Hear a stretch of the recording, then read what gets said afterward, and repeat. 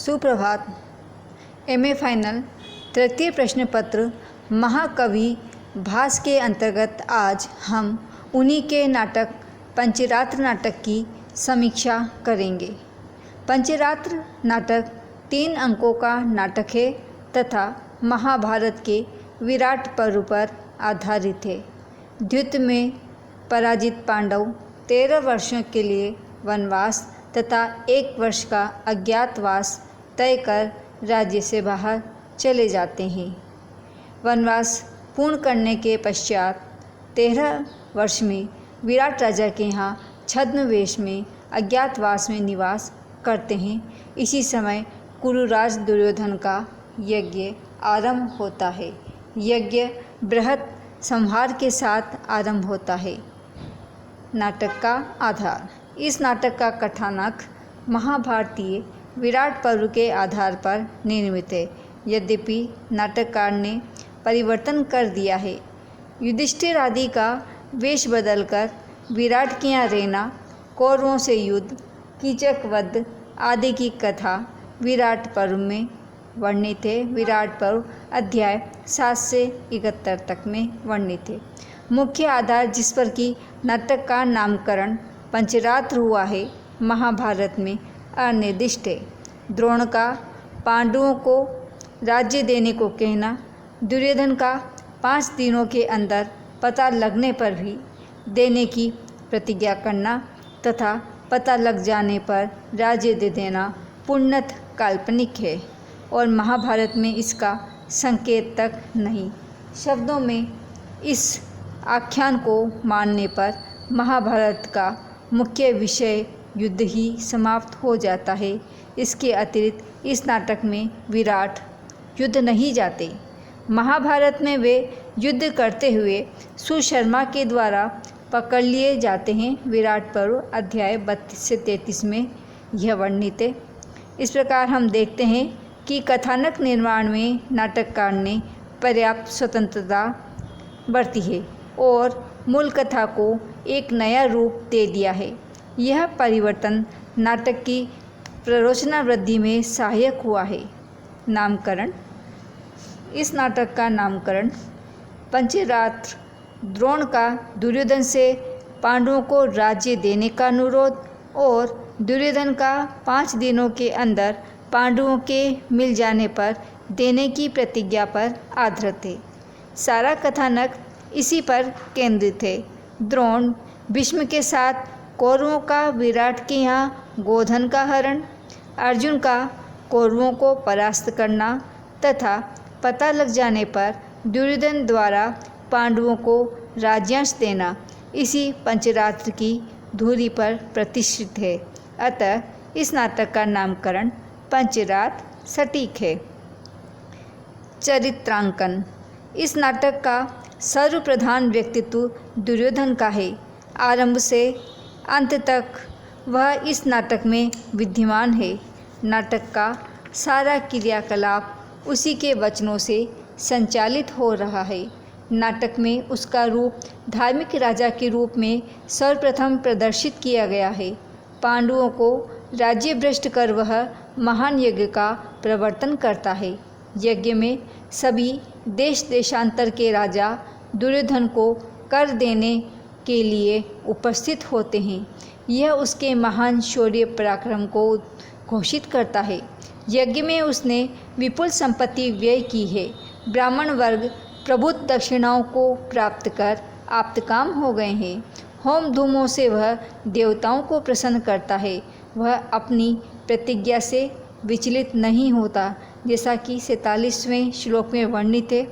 गुरु करतल मध्य तोयमावर्जितम में श्रुतमिह कुल वर्धयेत प्रमाणम पृथ्वीयां तद दिम अपनयो वा वंचनो वा यथा वा भवतु नृपः जलम तत् सत्यमिच्छामि कर्तुम। अगला चरित्रांकन द्रोणाचार्य का है। द्रोणाचार्य अत्यंत शिष्य वत्सल आचार्य हैं। अन्याय उन्हें नहीं पसंद। दुर्योधन के सर्वभावेन परितुष्ट किए जाने पर भी पांडवों का राज्यच्युत किया जाना उन्हें संताप देता है। इसीलिए दुर्योधन द्वारा दक्षिणा लेने के लिए प्रार्थना किए जाने पर वे पांडवों को राज्यांश लौटाने का आग्रह करते हैं। भीष्म का चरित्र भी अत्यंत प्रशस्त प्रदर्शित किया गया है। उनमें विनय तथा शिष्टाचार भी कूट कूट कर भरा है। धर्म की वे साक्षात मूर्ति हैं। नीति का उपदेश वे सदैव करते हैं। द्रोण को भी वे समझते हैं तथा शांति से काम लेने का उपदेश देते हैं। शकुनी का चरित्र सभी दुर्गुणों का आकर है। छल ही उसका स्वभाव है। वक्रता उसके व्यक्तित्व का अभिन्न अंग है। वह पांडवों को शून्य देश तक देने को तैयार नहीं। प्रथम अंक का 48वां श्लोक है। शून्यमिति अभिधास्यामि कः पार्थार्ध बलवत्तर उष्रेष्वपि शस्यम स्याद्यम यत्र राजा युधिष्ठिर। कर्ण का चरित्र यद्यपि इस नाटक में थोड़ा ही आया है, वह विनयशील तथा कार्य साफल्य का विश्वासी है। जब द्रोण उत्तेजित हो जाते हैं तो उन्हें शांत कर अपना काम निकालने को कहता है। संग्राम के लिए वह प्राण से प्रस्तुत है। भारत भाव का वह निषेध नहीं करता। प्रथम अंक का 45वां श्लोक द्रष्टव्य है। रामेण भुक्ता परिपालतां च सुभार्ततां न प्रतिषेधयामि क्षमा समत्वे तु भवान् प्रमाणम संग्राम कालेषु वयम सहाया। युधिष्ठिर धर्म के प्रबल पक्षपाती हैं। उनका चरित्र आदर्शमय है। मर्यादा के वे प्रबल समर्थक है। जब कौरवों ने विराट पर आक्रमण किया तो उनको बड़ा आघात लगा और वे बोल उठे, एकोदत्वं खलु नाम लोके मनस्वी नाम कंपयते मनांसी। अंक 2 में यह वर्णित है। अर्जुन का चरित्र वीर रूप में प्रदर्शित किया गया है।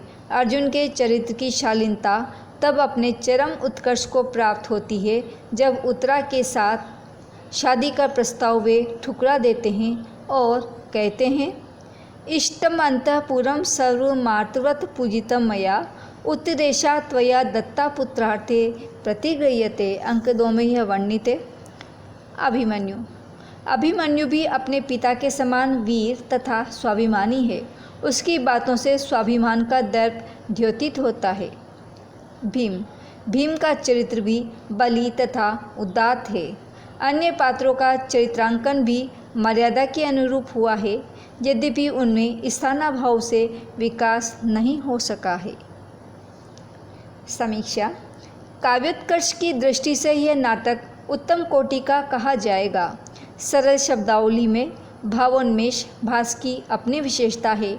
शब्दों के आश्रय से भास ऐसा चित्र उपस्थित कर देते हैं कि संपूर्ण दृश्य सामने आ जाता है। अलंकारों की संघटना भी नितांत स्मरणीय है। स्थान स्थान पर सूक्तियाँ इस बारीकी के साथ दी गई है कि प्रभावोत्पादन में वे वृद्धि कर देती है। ये सूक्तियाँ बड़ी ही हृदयहारिणी है। सती च कुल विरोधो न अपर्ध्यन्ति बाला मृते अपि हि नरा सर्वे सत्ये तिष्ठन्ति नष्टा शरीरे ऋतुर्भि धरन्ते इत्यादि। ये सूक्तियाँ हैं जो बड़ी ही हृदय को आवर्जित करने वाली हैं। 5 रात्रों में पांडवों का पता लग जाने पर राज्य लौटाने की दुर्योधन की प्रतिज्ञा तथा पता लग जाने पर राज्य लौटा देना नाटककार की अपनी कल्पना है। इस कल्पना के आश्रय से नाटककार भास ने दुर्योधन के चरित्र को उदात्त बनाने का प्रयास किया है। दुर्योधन के सारे कल्मशों बुराइयों को धो डालने की कोशिश की है। इस कल्पना द्वारा महाभारतीय आख्यान ने एक नया ही रूप ले लिया है। नाटक का प्रधान रस वीर है।